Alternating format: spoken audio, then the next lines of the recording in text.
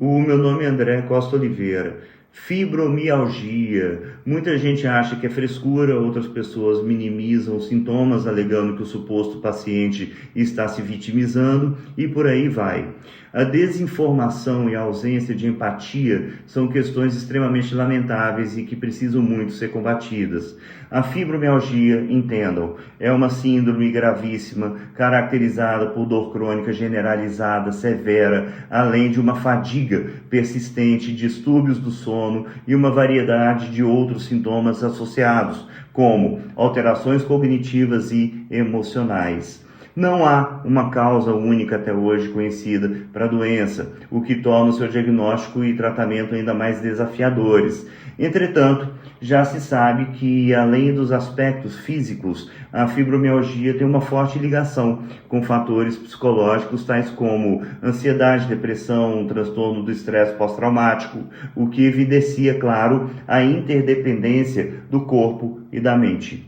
Nossa aulinha de hoje abordará a fibromialgia sob uma perspectiva multidisciplinar, explorando sua definição, possíveis causas, sintomas, impactos psicológicos, direitos adquiridos e estratégias de tratamento ao paciente, destacando a importância de uma abordagem sempre integrativa para a otimização da qualidade de vida dos pacientes. Fibromialgia é reconhecida pela International Association for the Study of Pain, Associação Internacional para o Estudo da Dor, como uma síndrome de dor crônica que afeta predominantemente os tecidos moles do corpo.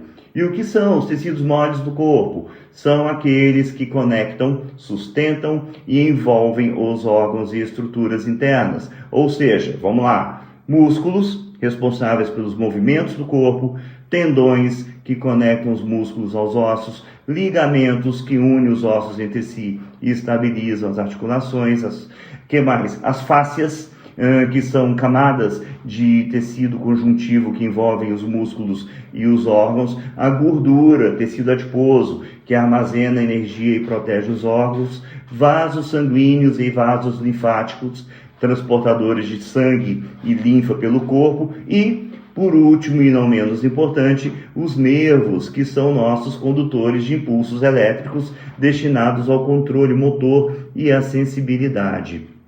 O diagnóstico da fibromialgia normalmente é clínico e baseado em diretrizes estabelecidas pelo Colégio Americano de Reumatologia, ACR. Quais são essas diretrizes, então? Vamos lá. Dor generalizada por pelo menos 3 meses ininterruptos em ambos os lados do corpo, tanto acima quanto abaixo da cintura.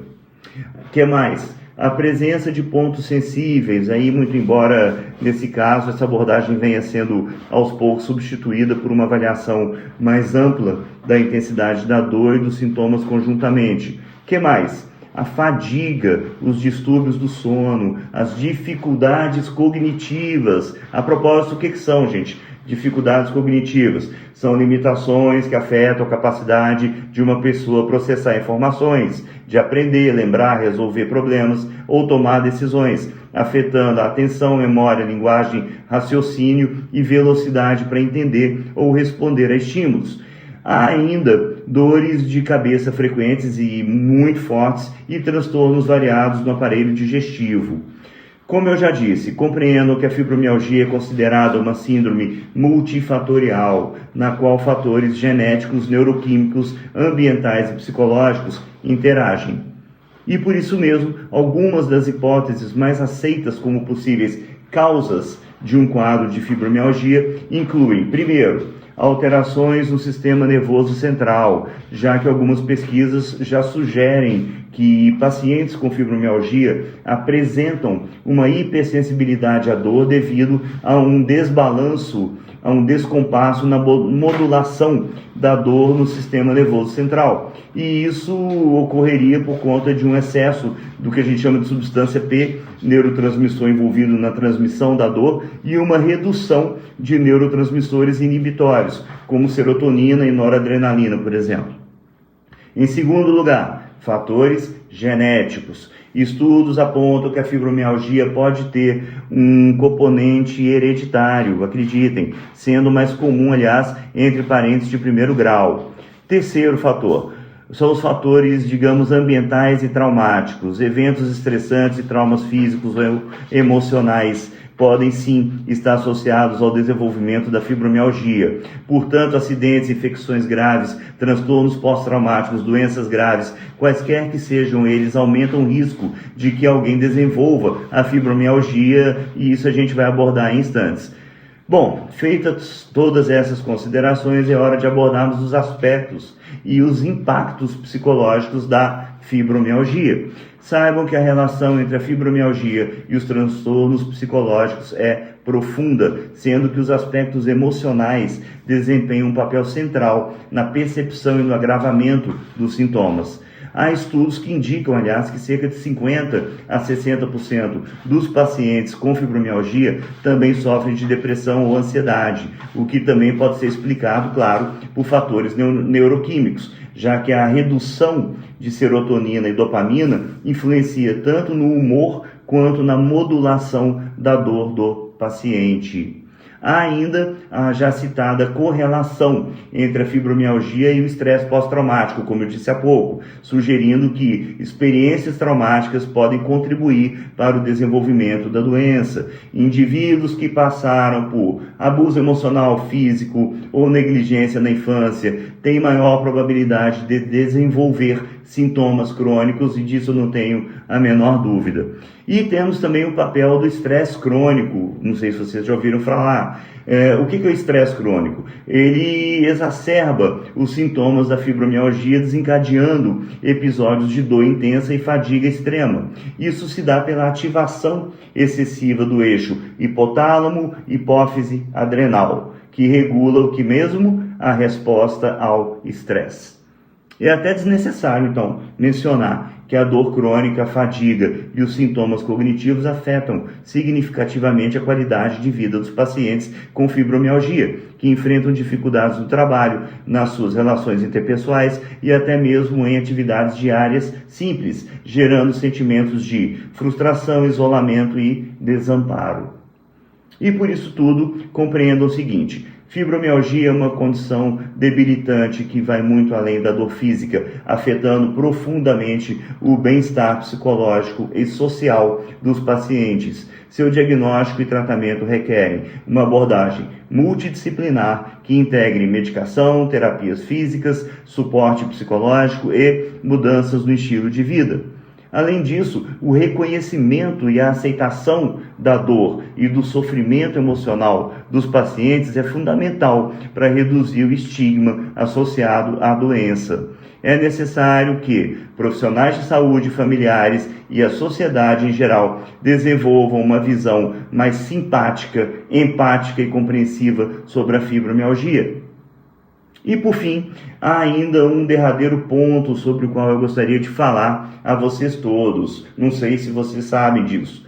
No Brasil, pessoas com fibromialgia têm alguns direitos garantidos por lei, principalmente no que diz respeito ao trabalho, saúde e benefícios sociais. sociais. Embora a fibromialgia não seja propriamente considerada deficiência, já existe um reconhecimento doutrinário e jurisprudencial, ou seja, por parte do Poder Judiciário, de que ela pode causar limitações significativas. E aqui estão alguns dos principais direitos. Primeiro, atendimento pelo SUS. Pessoas com fibromialgia têm direito a atendimento gratuito pelo Sistema Único de Saúde, incluindo consultas com médicos, reumatologistas, fisioterapia e fornecimento de medicamentos quando disponíveis. 2. Auxílio-doença, se a fibromialgia incapacitar temporariamente o trabalhador na forma da lei.